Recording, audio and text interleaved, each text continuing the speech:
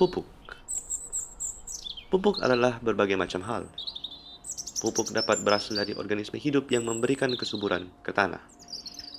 Pupuk bisa juga terbuat dari bahan kimia, dan pupuk juga bisa dalam bentuk tumbuhan-tumbuhan yang sudah lapuk, di mana bangkai tumbuhan tersebut dapat memberi makan ke anggota keluarganya sendiri. Dan dari macam-macam pupuk tersebut, paling seringnya saat disebut pupuk, tentu saja satu hal yang muncul ke pikiran: kotoran.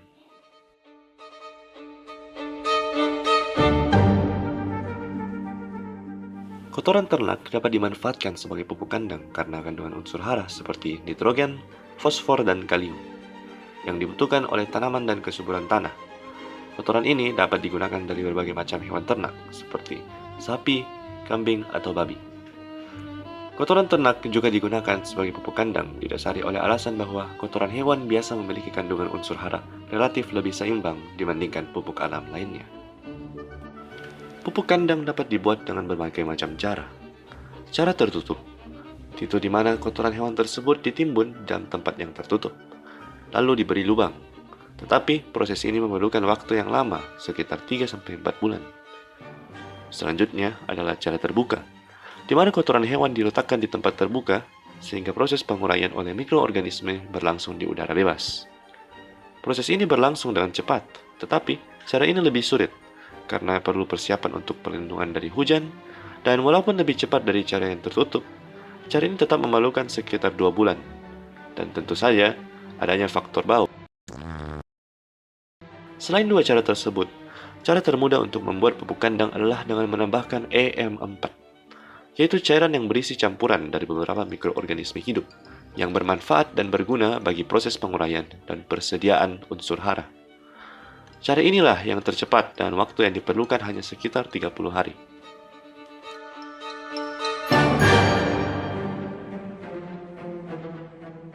Dalam pembuatan pupuk kandang, ada unsur-unsur yang perlu diperhatikan dalam komposisi pupuk tersebut, yaitu unsur nitrogen, yang merupakan unsur hara di dalam tanah, yang sangat berperan bagi pertumbuhan tanaman.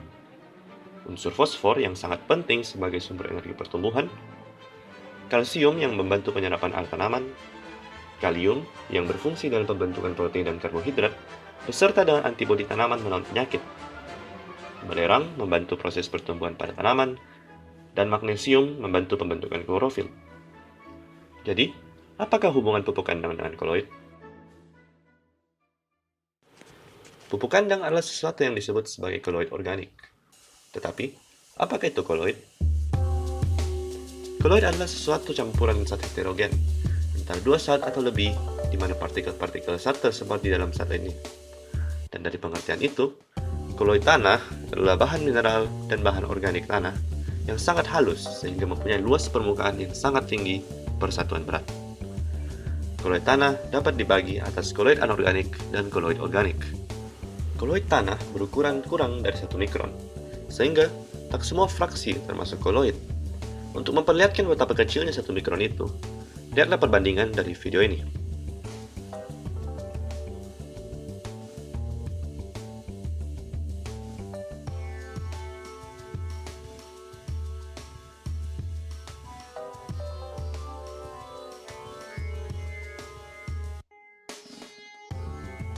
Koloid tanah merupakan bagian tanah yang sangat aktif dalam proses reaksi fisika dan kimia di dalam tanah.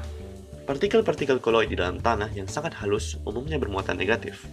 Karena itu, ion-ion bermuatan positif tertarik pada koloid tersebut, sehingga terbentuk lapisan ganda ion.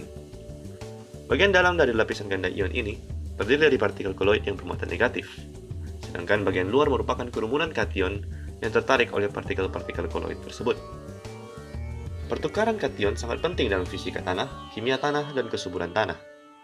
Kation secara umum tersedia bagi tanaman melalui pertukaran kation dengan ion hidrogen yang dihasilkan oleh respirasi akar-akar tanaman. Hara yang ditambahkan ke dalam tanah dalam bentuk pupuk akan diretensi oleh permukaan koloid. Dan pada akhirnya, hara inilah yang bermanfaat bagi pertumbuhan tanaman. Dengan cukup banyak pupuk, air, udara, dan sinar matahari bagi tumbuhan, maka tentu saja tumbuhan tersebut akan tumbuh kuat dan sehat. Tetapi pada akhirnya, tumbuhan ini akan mati. Namun, sementara tumbuhan itu sudah lama hilang, Apa yang ditinggalkannya tetap berdampak bagi kehidupan lain. Apa yang sisa dari tumbuhan tersebut dapat menjadi tempat tinggal bagi makhluk hidup lain. Oksigen yang telah dihasilkannya yang tetap diperlukan untuk kehidupan. Dan setelah tumbuhan tersebut telah lapuk, maka kembalilah ia menjadi pupuk yang memberikan kehidupan bagi tumbuhan selanjutnya. Sebagai pernyataan dan saran untuk menutup video ini, ada hal yang menarik terjadi pada tumbuhan sementara musim dingin, yang biasanya tidak dapat dipandang sepenuhnya di Indonesia. Pada musim dingin, klorofil pada daun berkurang. Warna hijau pada daun perlahan memudar menjadi warna kuning. Namun, setelah hal terjadi ketika daun memudar menjadi warna merah dan ungu. Ketika musim dingin tiba, kami menduga pohon-pohon menghemat energi selama musim dingin. Tetapi, ada beberapa pohon melakukan sebaliknya. Pohon-pohon ini menghabiskan energi berlebihan untuk menghasilkan sesuatu zat yang bernama antosianin. Zat ini yang mengubah warna daun menjadi merah dan ungu.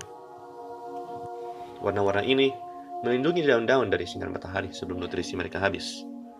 Warna ini juga menjadi pertahanan terhadap serangga, sebagai cara bagi pohon tersebut untuk menunjukkan ia sekarat, tetapi tidak akan gugur tanpa perlawanan. Warna-warna musim gugur yang indah ini adalah tekanan dan upaya dari pohon-pohon tersebut. Semakin banyak upaya yang mereka lakukan untuk pertahanan mereka, maka warna pada daun akan menjadi semakin terang dan gemerlap. Sekian, dan terima kasih.